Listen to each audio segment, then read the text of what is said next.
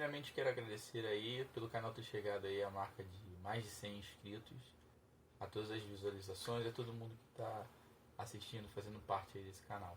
Hoje nós vamos fazer uma aulinha sobre eletrodinâmica e apresentar os conceitos básicos, né, dessa disciplina que é muito importante para qualquer vestibular que a gente vai tentar fazer, principalmente para o Enem. E a eletrodinâmica, para você ter um bom conhecimento dela, é bom você dar uma boa estudada em eletrostática, principalmente na diferença de potencial, na DDP. Vai ser a última parte do conteúdo de eletrostática. Então aqui nós já começamos aqui abordando a corrente elétrica. A corrente elétrica a gente pode entender da seguinte maneira: é o movimento dos elétrons dentro de um fio, dentro de um condutor. Então temos aqui um material que tem carga elétrica negativa, tem elétrons livres por ser um condutor metálico, e quando nós colocamos esse material sob uma diferença de potencial, sob uma DDP, esses elétrons eles passam a se mover num único sentido. Isso é o que chamamos de corrente elétrica. O movimento desses elétrons, associado a eles, está a energia elétrica. Então, por isso, nós conseguimos usar os equipamentos elétricos. Bom, como que eu posso calcular a intensidade dessa corrente elétrica? Esse I. Eu posso calcular essa intensidade pegando a quantidade de carga que passa no fio condutor, dado um intervalo de tempo. E essa corrente elétrica ela é medida em amperes, A maiúsculo. A partir da corrente elétrica, a gente também pode definir uma segunda grandeza muito importante, que é a potência elétrica. A potência elétrica ela é medida em watts, um W maiúsculo. Esse valor vem nas lâmpadas. Quando nós compramos lâmpadas, aparelhos, nós podemos ver que vem lá 100 watts, 50 watts, enfim. Isso é o valor de potência do equipamento. E essa potência ela corresponde à energia transmitida no tempo. Aqui na eletrodinâmica, a equação principal que a gente vai utilizar é P igual a U vezes I. Não. Então a potência elétrica é igual a DDP vezes a intensidade da corrente elétrica.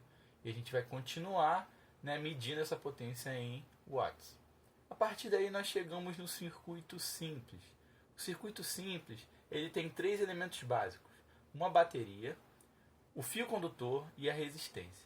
A bateria é representada por esses dois traços, sendo o traço menor o polo negativo da bateria, o traço maior o polo positivo. Nós temos a corrente, que passa pelo fio condutor, e nós temos aqui o resistor, que vai possuir uma resistência elétrica. A resistência elétrica ela faz com que o resistor ele transforme a energia elétrica vinda no fio condutor em energia térmica. Nós usamos a resistência elétrica, por exemplo, no chuveiro elétrico para aquecer a água. Então, no circuito simples, nós temos basicamente aqui o fornecimento de energia elétrica da bateria, o fio condutor transmitindo essa energia e o resistor consumindo. Esse circuito é analisado pela primeira lei de Ohm. U é igual a R vezes I. A DDP do circuito, a DDP da bateria, é igual à resistência elétrica do resistor vezes a intensidade da corrente que está passando nele.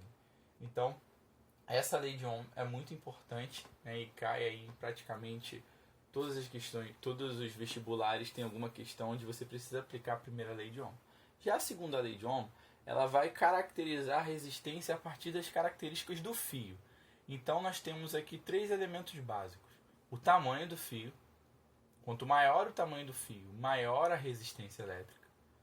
A área. Quanto maior a área, menor a resistência elétrica. E quanto menor a área, maior a resistência elétrica.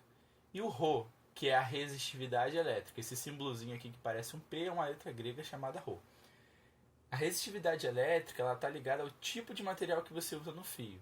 Seja uma liga metálica, seja cobre, seja prata, enfim. Cada material vai resistir de uma maneira. Então essa seria a equação utilizada para calcular a resistência pelas características do fio. Partindo para a associação de resistores, que é a parte de aplicação dessas equações, nós temos basicamente três associações: associação em série, associação em paralelo e associação mista. Tudo bem? Um circuito misto. Então, associação em série, como que eu posso identificar essa associação? Nós temos os resistores presentes em um único fio do circuito. Então, aqui, se a gente olhar, nós temos a nossa bateria, o fio condutor, o primeiro resistor, o segundo resistor e o terceiro resistor, e todos eles estão dentro do mesmo fio. Nesse tipo de circuito, a corrente elétrica ela é constante. Por quê? Existe um único caminho aqui para esses 3 resistores. Então, essa corrente ela não muda, ela é a mesma no primeiro, no segundo e no terceiro resistor. Agora, a DDP total fornecida pela bateria, ela se divide. Parte dessa DDP está associada ao primeiro resistor, parte ao segundo, parte ao terceiro. Se eu quero achar a DDP total, eu somo tudo isso. E se eu quiser substituir esses 3 resistores por uma resistência total, a fim de que eu possa substituir isso na primeira lei de Ohm para resolver o meu circuito, para transformar essa associação em série num circuito simples e usar a primeira lei de Ohm, eu somo aqui os resistores. Então, a soma dos resistores aqui vai me dar resistência total. Esse circuito em série ele tem uma desvantagem. Se um dos resistores queimar ou for retirado, o circuito todo para de funcionar. Já a associação em paralelo não tem esse problema. Cada lâmpada, cada resistor, ele vai estar conectado à bateria de maneira independente. Então a DDP ela é constante, porque cada resistor está conectado na bateria, recebendo a mesma DDP da bateria. Já a corrente elétrica, a corrente total do circuito, ela é a soma da corrente que passa, né, em cada fio aqui. Nós temos 3 caminhos, digamos assim. Então, em cada caminho desse vai passar uma corrente elétrica. Se houvessem mais caminhos, nós teríamos mais corrente. Se eu quero achar a corrente total, eu somo todas as correntes. Fazendo uma pequena conta, nós podemos chegar no cálculo da resistência total através dessa fórmula. 1 sobre RT igual a 1 sobre R1, mais 1 sobre R2, mais 1 sobre R3. Quando nós temos uma associação de 2 resistores em paralelo, nós podemos utilizar a seguinte expressão. RT é igual a R1 vezes R2 sobre R1 mais R2. Então você pode resolver esse circuito tomando esses 2 resistores, fazendo a resistência total entre eles, pegando essa resistência e fazendo uma associação em paralelo com esse aqui, de modo a transformar esse circuito aqui em um circuito simples e aplicar a primeira lei de Ohm. Já no circuito misto, você não vai ter equações diferentes. O que você tem, na verdade, é um resistor que está em série com 2 resistores em paralelo.